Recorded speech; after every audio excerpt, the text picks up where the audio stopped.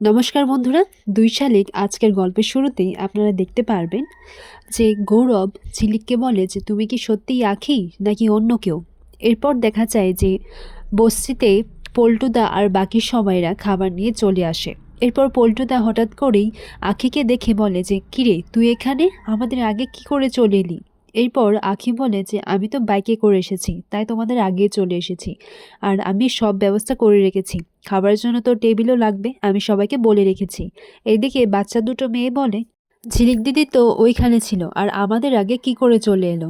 আর এত তাড়াতাড়ি চেঞ্জই বা কি করে করলো?" এইদিকে ভাবতে লাগে যে সবাইকে সব সত্যিটা বলতে হবে, তাহলে ঝিলিক গৌরব স্যারকে নিয়ে এখানে আসতে পারবে ওদের আশীর্বাদ দিতে। অন্যদিকে দেখা যায় যে ঝিলিক গৌরবের ঘরে গিয়ে দেখে যে ওইখানে কি কি সব রাখা আছে। সে সেই সব জিনিসগুলো ধরতে লাগে। এরপর মার্কার নিয়ে দুধের গ্লাসে হাফ করে ডিভাইড করে দেয় এবং বলে যে ওপরের হাফটা আপনি খাবেন আর নিচের হাফটা আমি খাবো, এই নিন খেয়ে নিন। এরপর গৌরব বলে যে আমি দুধ খাই না। তখন ঝিলিক বলে সে তো আমিও খাই না, কিন্তু এটা ফুলশয্যার নিয়ম, এটা খেতে হয়। এরপর গৌরব না করে দেয়, বলে যে আমি না বলেছি তো আমি খাবো না। এরপর ঝিলিক গৌরবকে বলে, "আচ্ছা আপনি কি করেন? আর লোকেরা যখন আমাকে জিজ্ঞেস করবে যে আমার বর কি করে, তখন আমি কি করব? আর আমি তো মিথ্যে কথা বলতে পারবো না, নইলে তো আপনি আমাকে বলবেন যে আমি মিথ্যেবাদী, জোচ্চোর। আর বাকি সব আলমারিতে যা তোলা রাখা আছে সেই সবই আপনি বলবেন।" এরপর ঝিলিক বলে যে, "আচ্ছা আমি কিন্তু খাটেই শোবো, আপনি সোফায় গিয়ে শুয়ে পড়েন।" এরপর গৌরব বলে, "আমার ঘরে আমি সোফায় শোবো?" এরপর ঝিলিক বলে, "হ্যাঁ, আর বউটাও তো আপনার, তার যত্ন নেওয়া তো আপনারই কর্তব্য। দেখুন, দুটো রাস্তা আছে। এক, তুতু মেমে করে আপনি সোফায় শুতে চলে যাবেন, আর দ্বিতীয় হচ্ছে আমরা দুজনই তুতু মেমে করে একই বিছানায় শুয়ে পড়ব।" এরপর গৌরব বলে, "ইম্পসিবল।" এরপর ঝিলিক বলে যে লাইটটা অফ করে দিন। তখন গৌরব বলে যে আমি অন্ধকারে শুতে পারি না। এভাবেই তারা দুজন একের পর এক একবার লাইট অফ করে আর অন করে যাচ্ছে। এইদিকে দেখা যায় যে আখি দেবার কথা মনে করতে লাগে যে এখনো দেবা কেন ফিরেনি। এরপর পল্টুদাকে জিজ্ঞাসা করে যে দেবা কোথায় গেছে। পল্টুদা বলে যে ও তো জানি না, হয়তো কিছু একটা কাজে গেছে। কি রে তুই খেয়ে নে। এরপর আখি বলে যে না, আমি দেবা আসলেই ওর সঙ্গে একসাথে খাবো। এরপর পল্টুদা বলে, আচ্ছা শোন, তোকে না বউয়ের সাজে হেব্বি লাগছিল, খুব সুন্দর লাগছিল তোকে। এরপর আকি ভাবতে লাগে, তোমার বউ সাজে সবাই তোমাকে দেখেছে, কিন্তু আমিই দেখতে পারিনি। এইদিকে দেখা যায় যে দেবা তার মায়ের ছবি হাতে নিয়ে তার মায়ের কথা ভাবতে লাগে। বলে যে তুমি আমাকে ছেড়ে চলে কেন গেলে? আমিও যদি মরে যেতাম ভালো হতো। তখনই তার মা আসে, তার মা এসে তার মুখে ধরে যে এরকম বলবি না।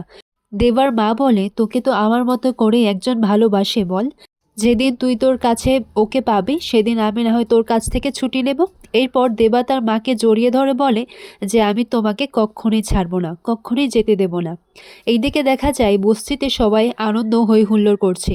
দেবা এসে বলে, কি হচ্ছে এখানে, আর এই খাবারটা কে খাওয়াচ্ছে? এরপর চারানা বলে, আরে ছাতা বাড়িতে অনুষ্ঠান ছিল দেবাদা, আর আমরা ঝিলিক দিদি সেখান থেকে এই খাবারগুলো এনেছে। আর এই কথাটা শুনে দেবা খুব রাগ করে।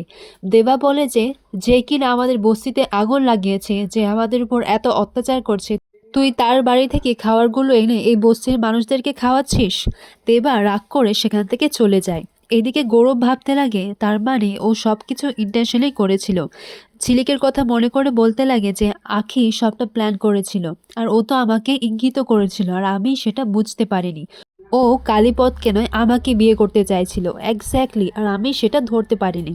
এরপর দেখা যায় যে আখি দেবার ঘরে আসে, দেবার জন্য খাবার নিয়ে এসেছে।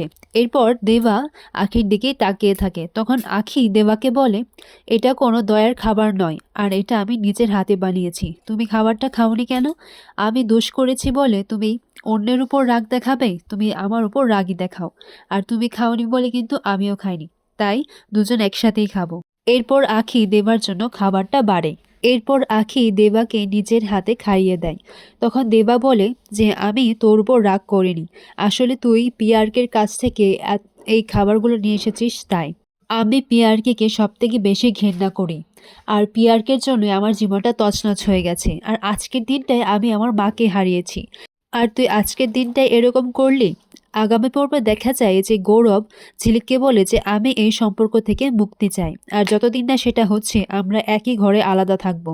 এইদিকে দেখা যায় দেবা আখিকে বলে যে এই কথাটা আমি এতদিন কাউকে বলিনি, সেটা আমি আজকে তোকে বলবো। আমি তোকে সব বলবো, কিন্তু হ্যাঁ এই কথাটা তুই তোর মধ্যেই রাখবি, তুই কাউকে কিচ্ছু বলবি না।